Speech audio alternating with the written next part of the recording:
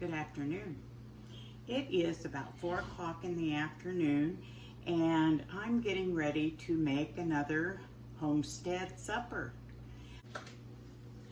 I have 2 chuck roasts here. Now you're probably wondering why I'm doing 2 roasts, and they average about 2 pounds each. It's because there's so much that you can do with leftover roast beef. It's the first week in August, so it's still plenty hot, and I don't want to put this in my oven and heat up my house. So I'm going to be cooking these in this big Instapot here. What is that called? Eating Crow, or I remember I did a video a while back when I first got this that I don't recommend anyone getting an Instapot or even an air fryer for that matter. And I don't use the Instapot a whole lot, but it is perfect for, you forget to take meat out of the freezer, so you can get it directly from the freezer, put it in your Instapot, and in about an hour's time you have supper. So I'm going to put these 2 roasts in the Instapot. I also went out to the garden and just picked a couple of carrots. My onion crop was a flop. So most of them are about this size.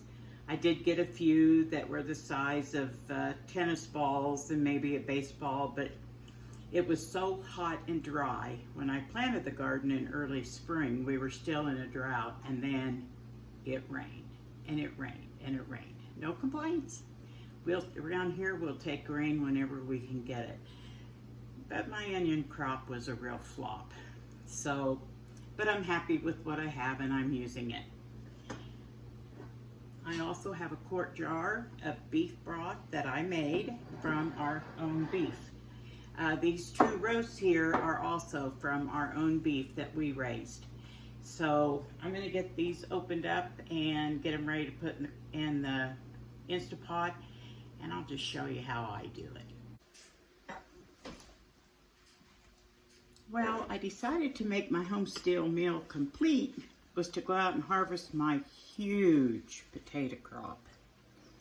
None of my root vegetables did very good that I planted early in the spring when it was so dry. This is the biggest potato I harvested all year. And I don't know if you can see, I've got my puny little onions and then just a few puny little potatoes. But I thought, let's just go ahead and make this a traditional pot roast. You know, the potatoes and the carrots and the onions. So I've got these vegetables and my broth. But I've got the 2 roasts in here. And I would have normally just used a pint of beef broth in the bottom. All I had was a quart, but that's okay. I've got a lot of plans with this leftover beef. And the only seasoning I use in my pot roast is just salt and pepper. If I have used like pork or any fowl, chicken or turkey, I usually add some sage and rosemary that I have growing in my garden. But I've just got pepper,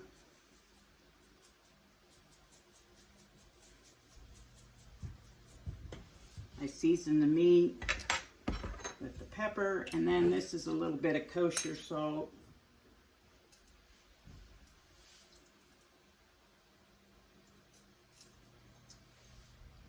I don't want to use too much salt, just enough to kind of flavor it.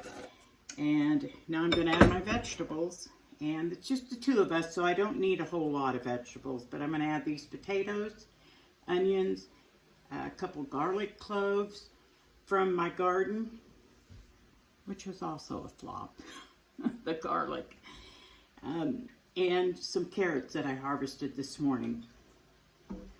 So like I said, I've got a homestead meal.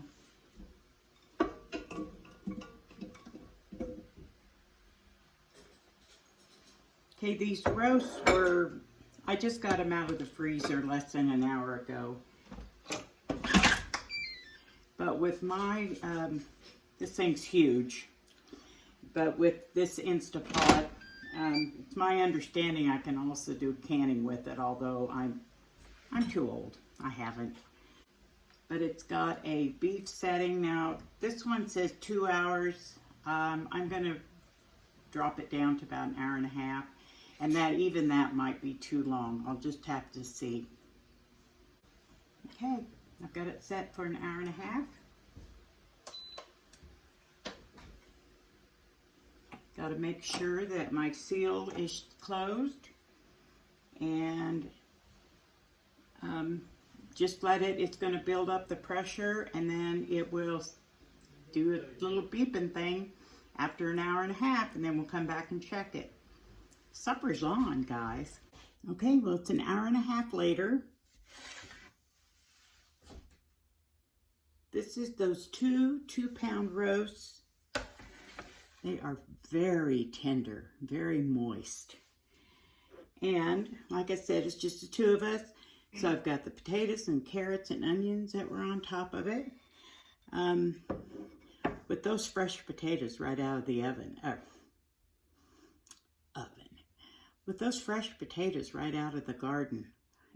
Don't need gravy for those.